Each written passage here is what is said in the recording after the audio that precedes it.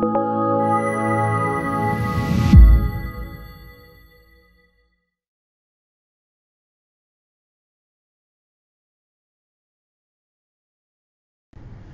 I'm Jacob Hornberger, president of the Future of Freedom Foundation, the foundation that brings you the principled case for the free society.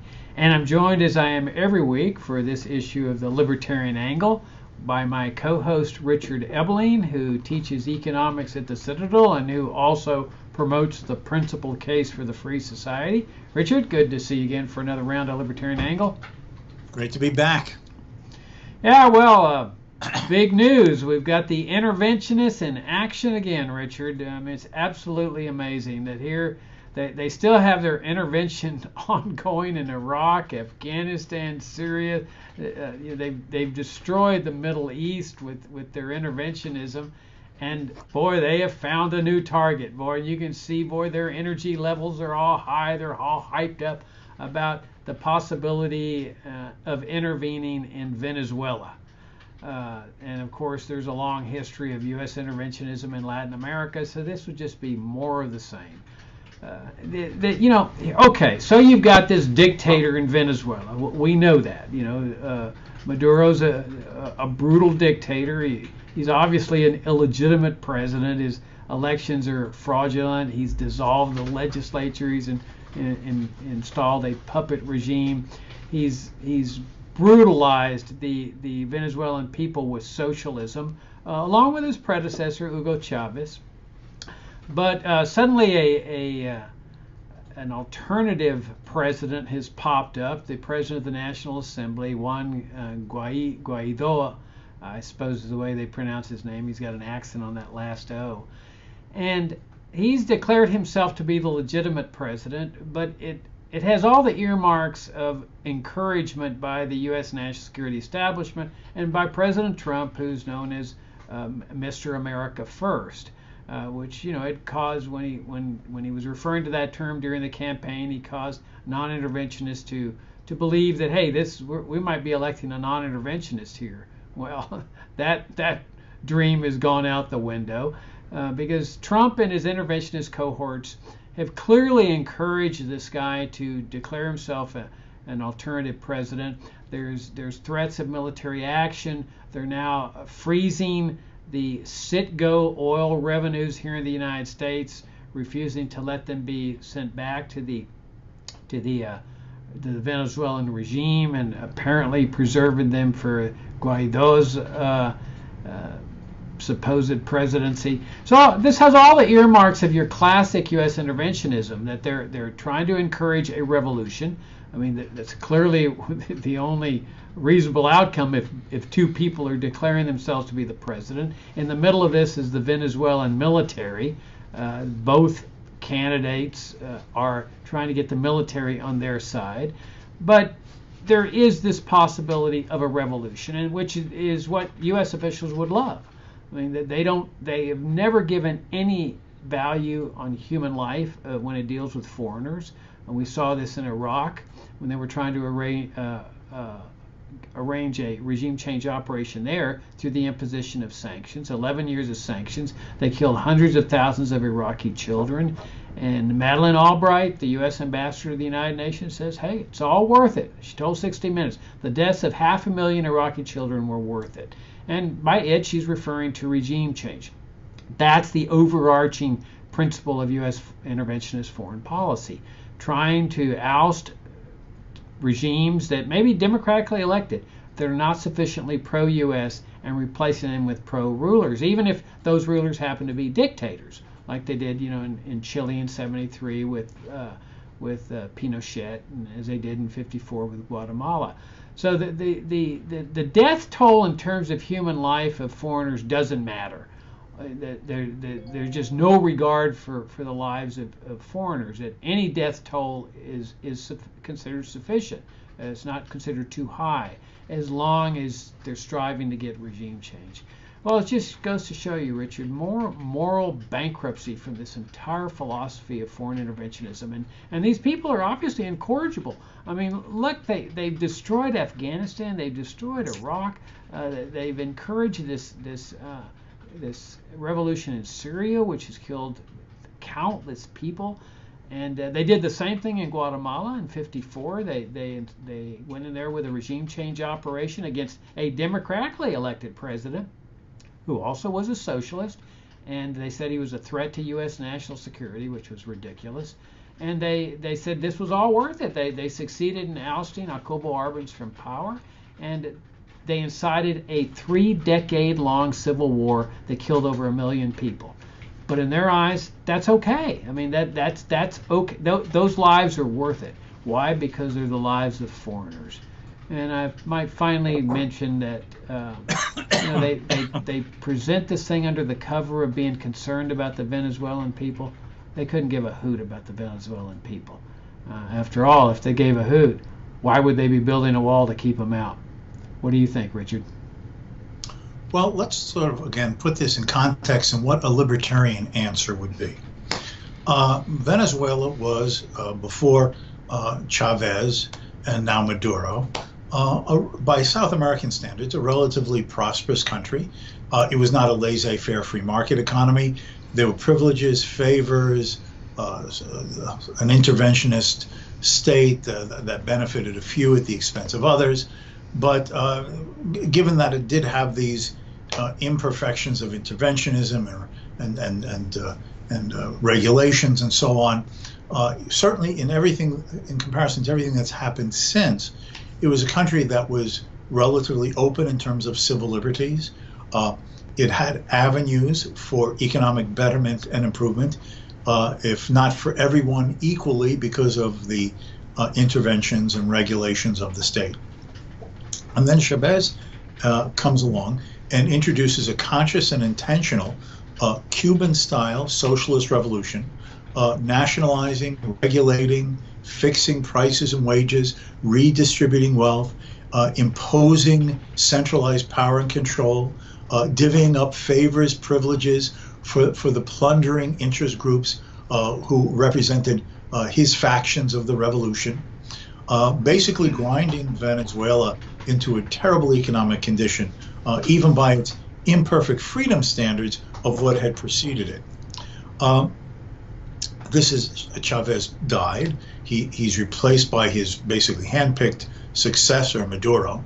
And the system has continued to go into this death spiral, falling oil production and revenues in an economy that was one of the major oil producers, certainly in Latin America and the world, but before all of these socialist interventionist debacles.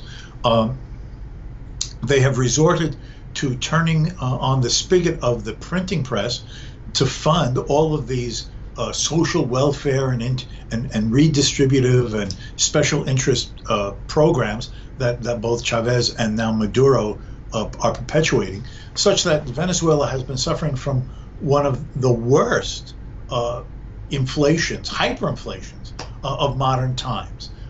Goods are not available. You can't get toilet paper. You can't get food. Millions of Venezuelans, out of economic as well as political opposition desperation, have fled out of Venezuela, many of them to Colombia and other places. Socialism has once again showed its bankruptcy, both economically, politically, culturally, morally. It's total and abject bankruptcy. Again, another lesson, as if we haven't had enough of them, that turning to the state and its all-powerful, corrupting and brutalizing hand, as opposed to a society of freedom and liberty and free enterprise, has just again shown that this is a dead end. We wish that people would just learn this. Now, eventually this regime will have to be replaced. But the classical liberal, the libertarian, believes that one should practice the principle of freedom both at home and abroad. At home, we believe that the state should not intervene. If there are social issues or problems that people think need handling, then you turn to the voluntary associations of civil society without coercive, political interventionist or manipulative ways to try to ameliorate the circumstances of others or to, in compliant fashions, improve the circumstances of the society. without the state, without mandatory taxes, without heavy-handed, straitjacketed regulations, to impose one answer, one solution, one method upon all in the society, whether they agree with the ends or think that these problems could be solved by better and more voluntaristic means. Now, what should this mean in the context of Venezuela, as I see? It means that the state, which means the United States government, regardless of who's in the White House, should not be undertaking, threatening, or subverting through an interventionist policy the regime there. It will only make the situation worse. Just think pragmatically. It is most likely going to generate anti-American sentiment, both in certain segments of Venezuelan society for a very long time, and the rest of Latin America, who have been left with a bad taste in its collective mouth from U.S. interventions militarily and politically for the last 100 years. Second of all, the United States will have to pick a winner. And in picking a winner, it's putting itself in bed with someone who may in fact end up being as corrupt in his own way as the regime and the leader he overthrows. And then he's going to be dependent upon American military presence, American military aid, American political support, all of which sucks us, the American people, into financial commitments, military commitments, and political entanglements that may very well be open-ended. If a revolution is to occur, and one hopes for the liberty and the prosperity of the Venezuelan people, as any well-meaning human being anywhere on the planet should have a sympathy and sense for, it must come from the people themselves. But is there nothing for Americans to do? There is. I have written on the pages of Future Freedom Foundation's publications the case for the privatization of foreign policy. Yes, I believe in limited government, the role for the U.S. military for national self-defense, to protect the life and the territory and the property of Americans from aggressions against the United States, not from abroad. So what about tyrannies, corruptions, violence, civil wars in other lands that Americans may have a sympathy and empathy or a political desire to give support to? Then just as if you think there's a worthy cause in America, you form a voluntary association and go about with people who share like-minded views, ameliorating it. Americans as individuals or in consort can choose to go down there and support the revolution as private individuals, not sucking in the country, the taxpayers, the military of the United States government. They can give financial support of aid, food, even in my opinion, even armaments, finances for the armaments to help a cause that you believe in another country, but not involving the United States as a country or the U.S. government and its military. Those are the avenues that if Americans feel strongly, they can do so. In my opinion, if Donald Trump feels strongly enough about the tragedy of the Venezuelan people, I think that he should resign from the presidency and proceed to go down to Venezuela and personally, as a private citizen, help the anti-Maduro forces. But he should not be bringing in the United States. I think that the entire leadership of the neocon advisors with which Trump is obviously devising these potential military and political interventions should all set an example of liberty and step down from their positions in the government or from think tanks and volunteer as private individuals and go off and fight for freedom in Venezuela, the same way as they were private Americans who went off and fought against the fascists in Spain during the Spanish Civil War of the 1930s. And I would be respectful of their principle, their courage, and their willingness to risk their own lives and their own fortunes, but not that of the rest of the population of the United States when it does not involve in any way, shape, or form, direct or indirect, fuzzy or detailed, a threat to the lives and the property and the territorial integrity of the United States. This is just another sucking sound of drawing Americans and their wealth into adventures by those who want to be global social engineers. Yeah, I think by any reasonable measure we could say that Maduro is a dictator, and whether his election was legitimate or not, and every indication is that it wasn't legitimate. It was a fraudulent election. He's still a dictator. I mean, you can have democratically elected dictators, and the fact that this guy has imposed a socialist system, as you described it so well, that has caused just massive economic suffering and crisis and chaos, lends to the fact that he's an economic and a political dictator. And as Thomas Jefferson writes in the Declaration of Independence, when you've got a tyrannical regime, and clearly this is a tyrannical regime, the citizens of a country have a right to overthrow that regime. And they have a right to alter or abolish the government. And that oftentimes means violence, because most dictators do not just voluntarily leave just because they get a sense that people disapprove of their regime. So a revolution necessarily entails loss of life, destruction, injuries, and so as Jefferson points out in the Declaration, people have to decide. That's a tough decision for people to make. That oftentimes, he points out, people will put up with a lot of tyranny because they're sitting there saying, okay, it's still not worth the death and destruction that's going to be coming about in a revolution. So that's a tough call. But ultimately, it's a call that the people of a country themselves have to make. Unfortunately, you've got here U.S. officials that are saying, no, let us make this decision for you, which is problematic for the people of Venezuela because U.S. officials have never put any value or very little value on the lives of foreigners. It just doesn't matter to them how many people die in a foreign revolution. There's no death toll that is too high. I mean, look at Afghanistan and Iraq. The U.S. military doesn't even keep count of how many people they kill. It doesn't matter. That no matter how high the death toll in those countries, what matters is the regime change. Now, if you look back at the founding principles of America, it's totally opposite to the principles that Trump and well, the Democrats also stand for. And the founding foreign policy was enunciated by John Quincy Adams, who was one of our earlier presidents. He was giving an address on the 4th of July to Congress. And the address is called In Search of Monsters to Destroy. You can read it online. It's a beautiful speech. And the thrust of the speech is that America's founding foreign policy, in which really guided our country for about a century, was that, okay, there's a lot of monsters in the world. You know, Maduro's not the first tyrant that's ever lived.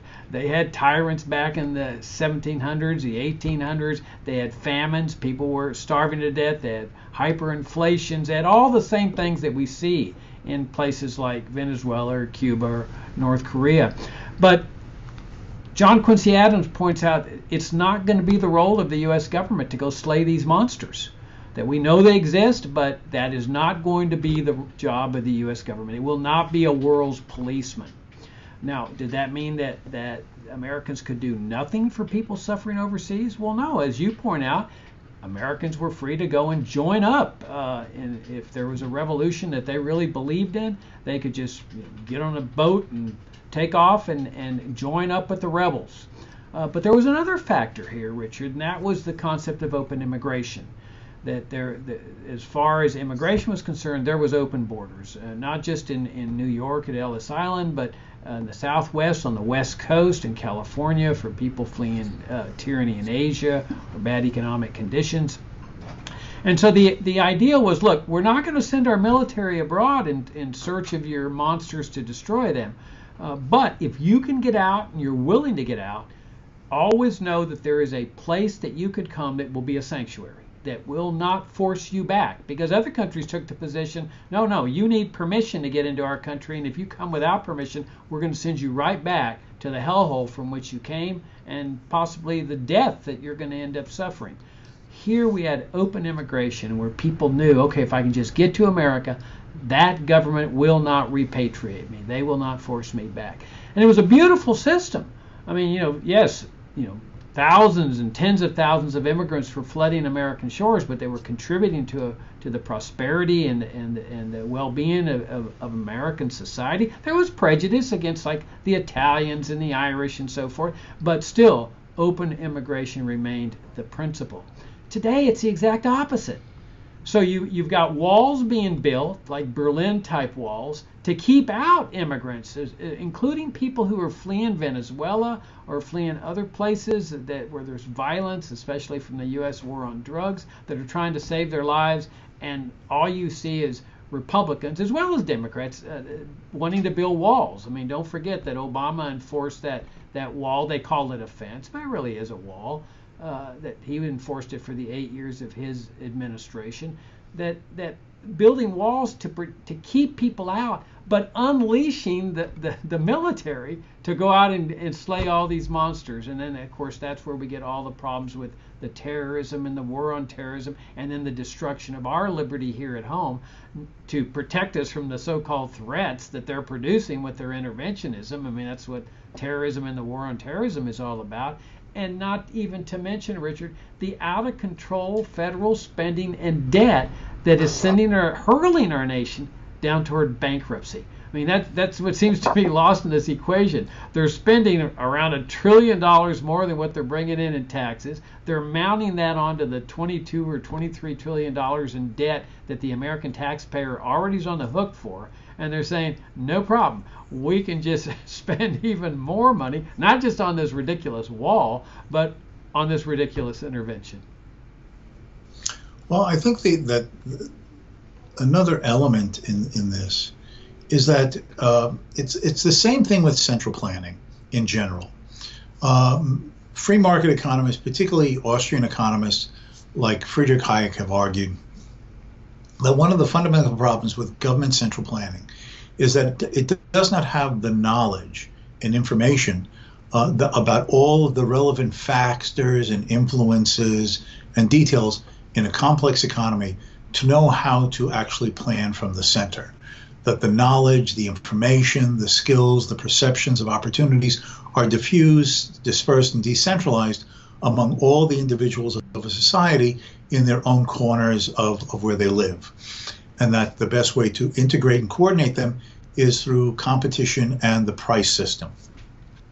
Well, what do the bureaucrats and the policy-oriented politicians and their advisors in Washington really know about Venezuela?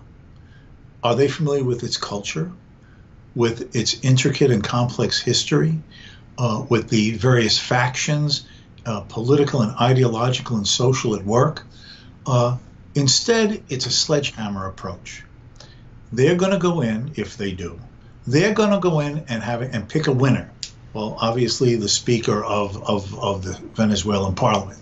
They're going to put all of their eggs in that basket on the presumption that they know enough to know who should be a leader, how the election or the decision should be made, what causes to support, what groups to give financial support to, who to oppose, how to oppose them.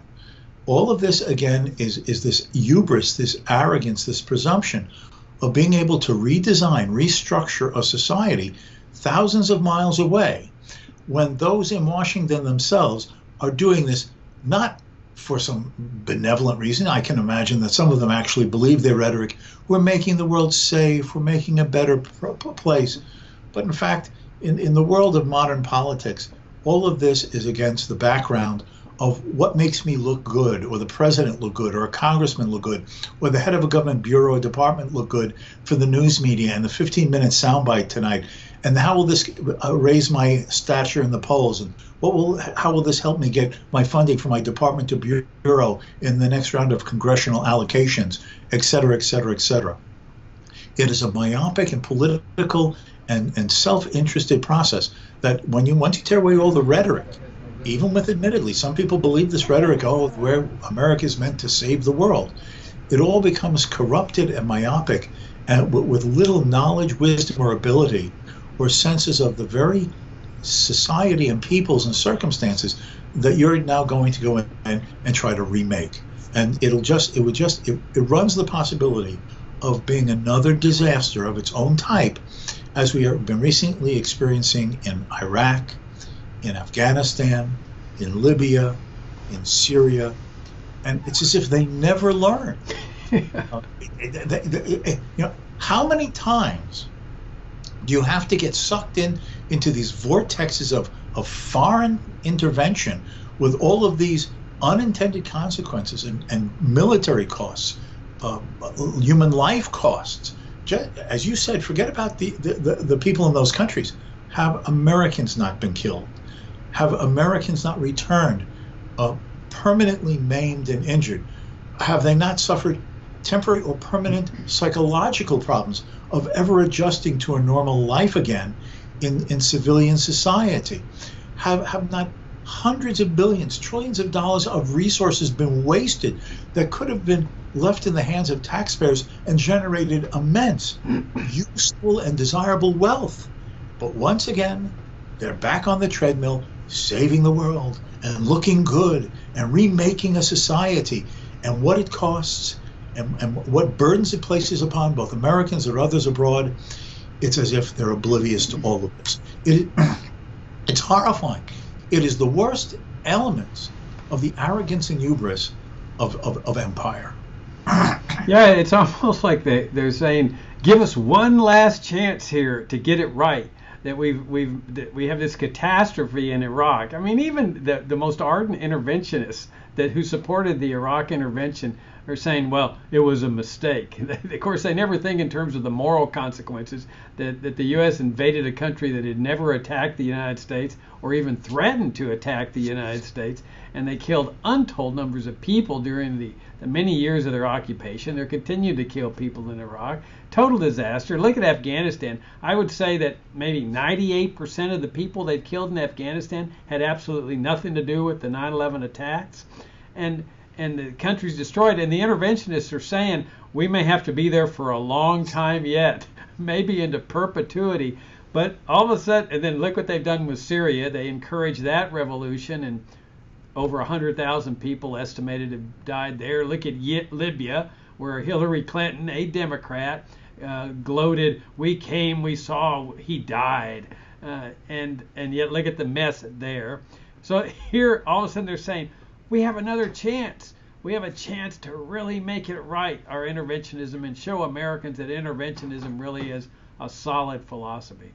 So part of the problem for Americans to fully understand this is the constant indoctrination and propagandizing. I don't mean just what the government argues its own case for, whether Republican or Democrat, whether an Obama or a Trump, or the media that sort of it builds upon this with all the the think tank neocon interventionists, but even Hollywood. Now, maybe some of the viewers and listeners are familiar with a television show that's now, I think, is in season 3 or 4, called Madam Secretary.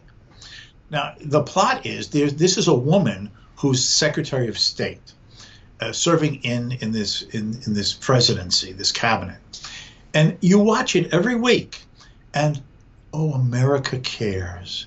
America has to intervene. America has to solve this global problem. America has to stand up and protect the underdog, even if it means sometimes compromising and doing something bad. They've even had Madeleine Albright and Powell and Hillary Clinton as actual people on the show, like the oldest Secretary of State, consulting and meeting with the fictional Secretary of State in the show. But this idea, America has this role. We have to do good. We have to lead the way. We sometimes have to make sacrifices, and we have to make the tough choices that other little people in other countries clearly can't make for themselves or successfully handle. I mean, the arrogance, the hubris, this is foreign policy, social engineering watched every week on TV. Yeah, and as you point out, in this process of central planning, where they're planning all these complex maneuvers, including military maneuvers, it's like a chessboard, and the people in those countries are the pawns. And as you know, when you play chess, sometimes you have to sacrifice pawns to get your queen and into power and to defeat the other side. And that's what these Venezuelan people are. They're just pawns. Look, here's this socialist system that's causing untold misery for these people. The Venezuelan people, a lot of them are fleeing. They're on the verge of starvation. And what does the U.S. do? it inflicts sanctions on them, which magnifies their suffering in the hopes that that will finally tip them over the edge and bring about this violent revolution. Now, I assume that there's gun control in Venezuela, which also makes the possibility of violent revolution problematic. Death toll is going to go much higher if the military, that's why the military is the key player in this, and they're a national security state, just like the U.S. has been a national security state since the end of World War II. So both sides are vying to get the national security state on their side, but if the national security state of Venezuela splits in two, you're looking at the potential for massive death and destruction. And I'd like, in our waning moments here, I'd like to just focus on Switzerland, because I think Switzerland, its foreign policy really is modeled after the founding foreign policy of the United States. Notice that Switzerland isn't making any big comments about what's going on in Venezuela. They're not imposing sanctions. They're not making threats. They're not recognizing who the president is. The Swiss just mind their own business. They also don't have the death machine operating in the Middle East. They just sit there and mind their own business and orient entirely toward defense. I mean, their Department of Defense, if they call it that, is a genuine Department of Defense, because it's all 100% oriented toward defending the country, while our Department of Defense is really the Department of Interventionism, Empire, and War and militarism. But they're on the right track in Switzerland. Is that a government should be directed only to defending itself. And notice that nobody jacks with the Swiss. Nobody would dare to invade Switzerland. Not even the U.S. government would dare, because they are so prepared to defend that country that nobody's going to dare jack with them. That is the ideal foreign policy. Now, they have other problems in Switzerland. They're a welfare state. They don't have open immigration and open borders, which we libertarians advocate. But in terms of their foreign policy, Richard, they really are the model for what the American people should be shooting for. Limit the U.S. government to defending the United States. Stop serving as the world's policeman. Stop intervening in these other countries. Yeah, one other element of this is that many of these interventionists, both Republicans and Democrats, and here I'm thinking most of the Democrats and the progressives, they have, particularly when Obama was president, they supported U.S. military intervention in places like Libya and Syria. And they tacitly went along with the Obama administration giving weapons to anti-Assad groups in Syria. Now, isn't this a contradiction on their part? Shouldn't only the police have guns? Shouldn't the citizens give up their arms, because guns can kill? And therefore, the right progressive view is that only the Assad government in Syria, or what was the Gaddafi government in Libya, or the Maduro government in Venezuela, or only the government and its agents should have guns, because private individuals, well, they might use them. So I find this an interesting take by progressives. Now, of course, they don't want Trump to be doing this stuff, but I can assure you that if the 2020 election, if another Democrat gets in the White House, and of course it's going to be the same worldview, global interventionist mindset, only the right places to intervene as opposed to the wrong Trump places to intervene, they'll be giving weapons, if those situations arise, to our opponents of governments they disapprove of and when they would like to topple.